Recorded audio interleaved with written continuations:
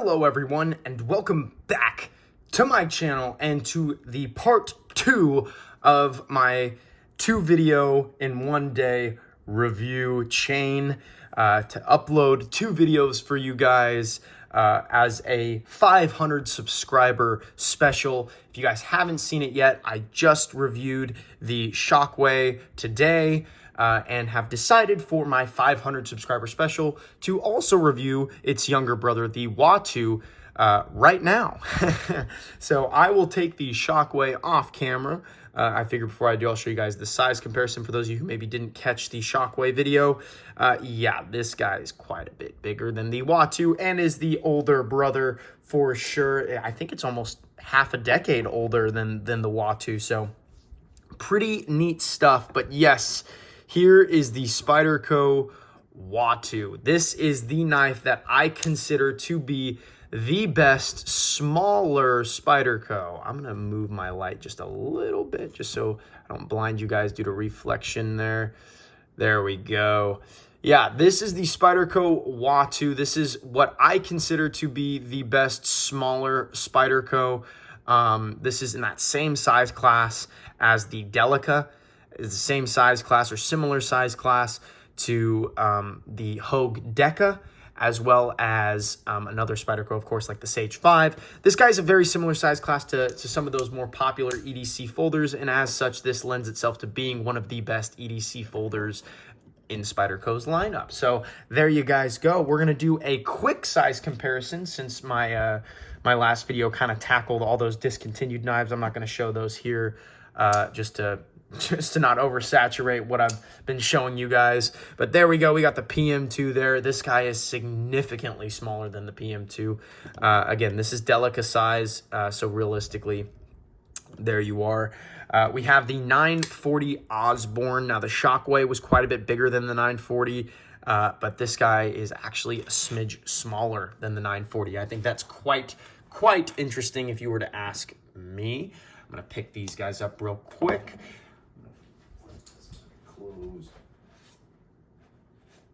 Then 2 knives that I think this guy's kind of size class warrants. We have the Native Chief, excuse me. I really hope this isn't the Native Chief. Native 5, rather. And then, of course, the knife that I just mentioned a second ago, the Delica. There you guys go. As you guys can see, this guy and the Delica are very similar, with the Watu being only slightly bigger. And the Native 5 is all but the same story. So there you guys go. Take these knives off. And then I figure, just like in the last review, the last little size comparison I'll give you guys is between this guy and the AD 20.5. Very, very nice knife.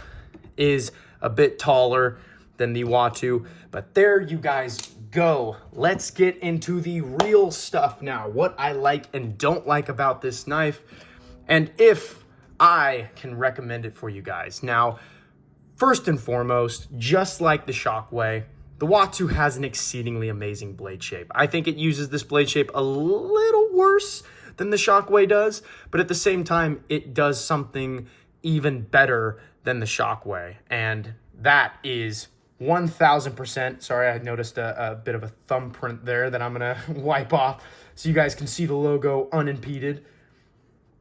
There we are. We have 20 CV on this guy instead of the S30V. That's something that I think this blade shape warranted much more than S30V. I think S30V is a fine steel. It is a, I would consider it still a great steel, but I think on a knife like this and the Shockwave, it definitely was meant for 20 CV. And this one, more than the Shockwave, deserves 20 CV because look at how paper thin this knife is, you guys. Super duper thin. The edge geometry is even thinner, you guys. This is paper thin. You can almost not even see it. It's so thin. Awesome blade grind. Awesome choice to make this thing that thin.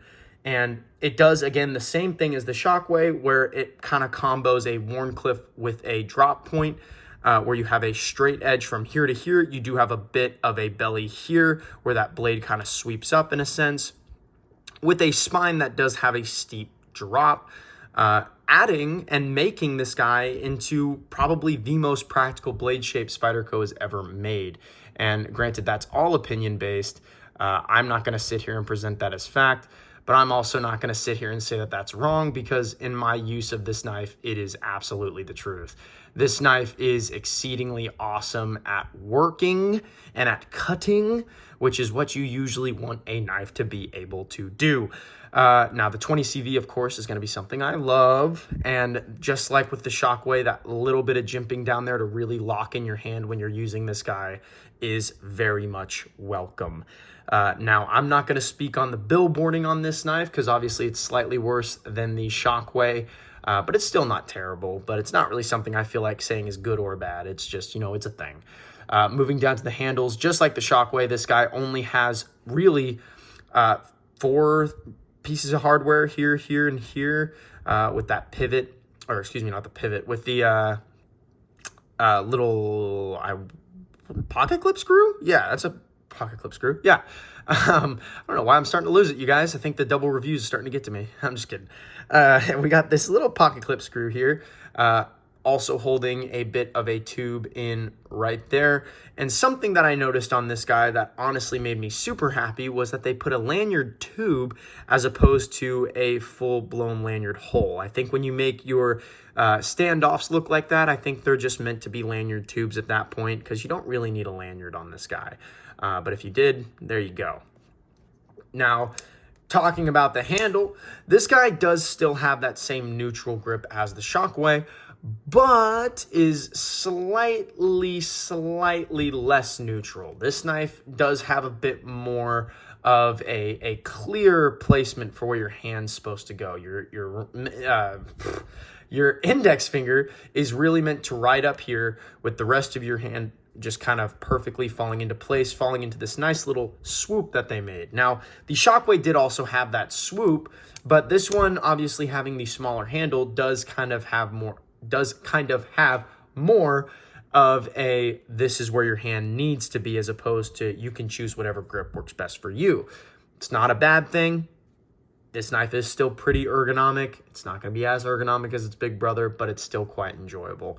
And the neutrality of the handle does lead to ease of use when it comes to things like pull cuts, things like putting your finger on the back of the blade, pinch cuts, like I did in the last video, a nice little ice pick grip, or if you really wanted to, you have this nice Expendables style I'm gonna get you grip. I don't really know what this one's called, and I'm not gonna look it up, because this is a grip that I hope nobody uses ever, unless you're somebody who's trained to use that grip. So there you go. Of course, the handle is made out of the carbon fiber laminate, which basically means it is a carbon fiber blanket on top of some really nice grippy G10. Some people hate this stuff. I've talked about it before. Some people just absolutely hate this stuff. I do not. I quite enjoy the carbon fiber laminate. Would I prefer just regular old carbon fiber? Absolutely. Would I prefer G10? Maybe not. You know, this has more of an aesthetic to it. It actually does look really neat, and the carbon fiber itself looks extremely uniform. And coupled with this guy's already amazing aesthetics, in my opinion, this handle just really adds that cherry on top that I love.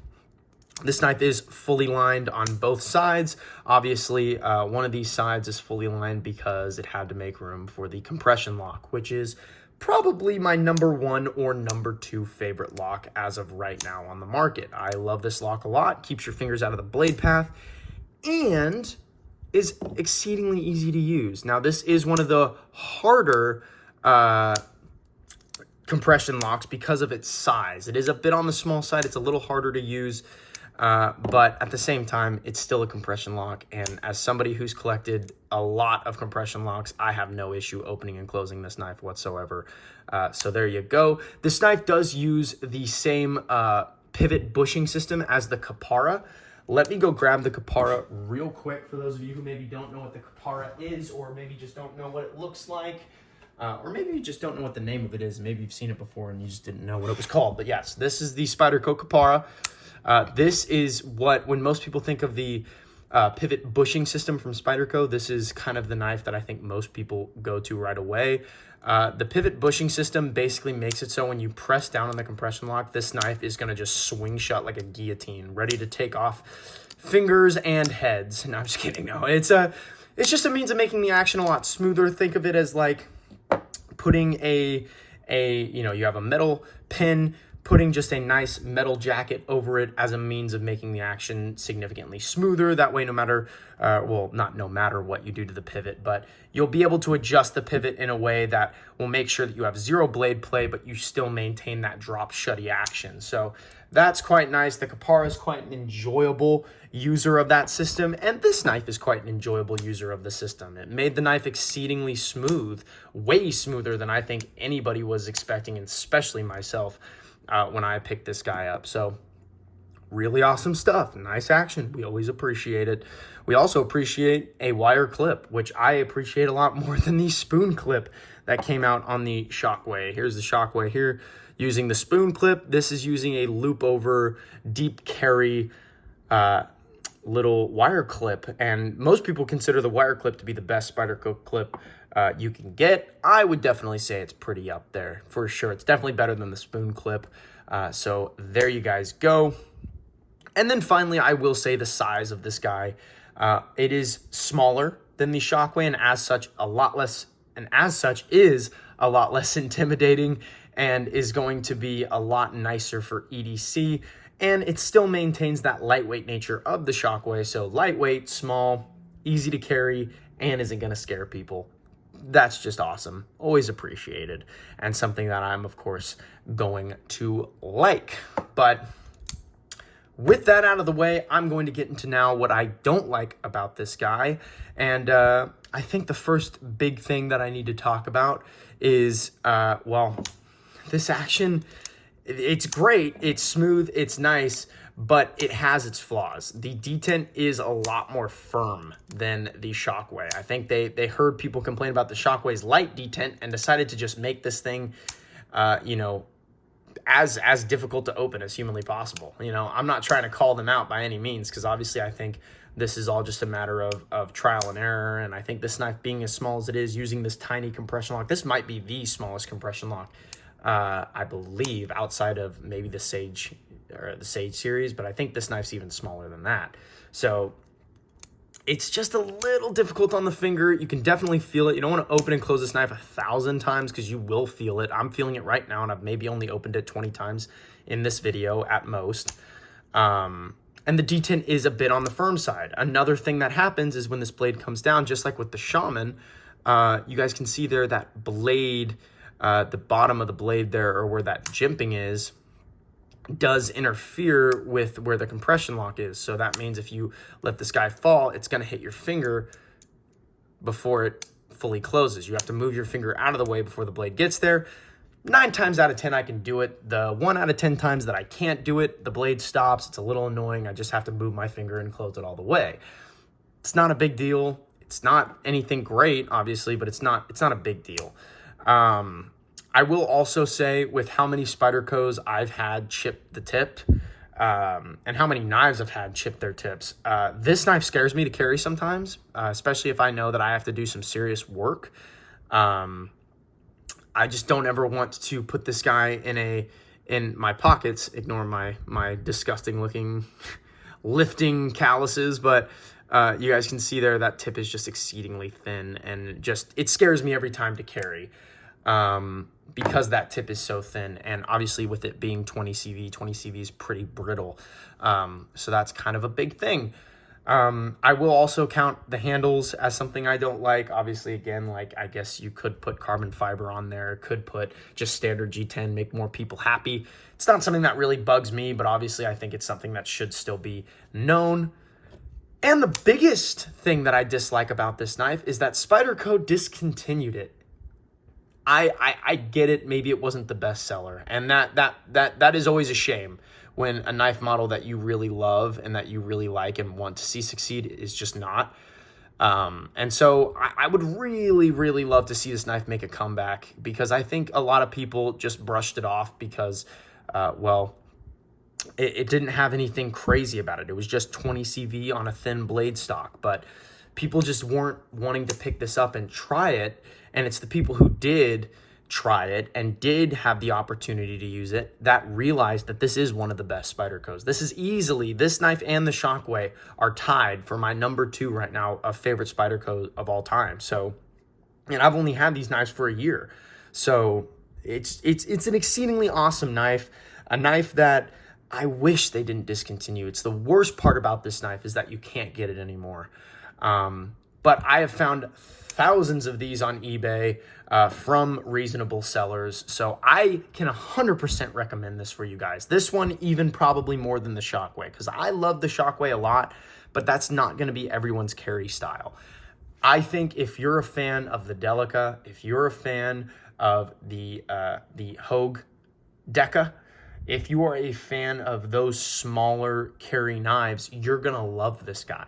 This is right up most people's alley, and with it being so thin, so lightweight, it's just going to be an incredible user. So yes, I can recommend it, and this is also an easy 9.2 out of 10 knife for me, just like with the Shockway. So there you guys go. There's that double feature for you. This video probably went by much faster than the Shockway video did, but I hope you guys did enjoy. I hope you guys did enjoy this double feature thing. You know, I'll do it again if both of these videos do pretty well. But I appreciate you guys very much for watching. I appreciate you guys for 500 subscribers. Absolutely. So in this video and my last, I will say this with the utmost joy. Thank you.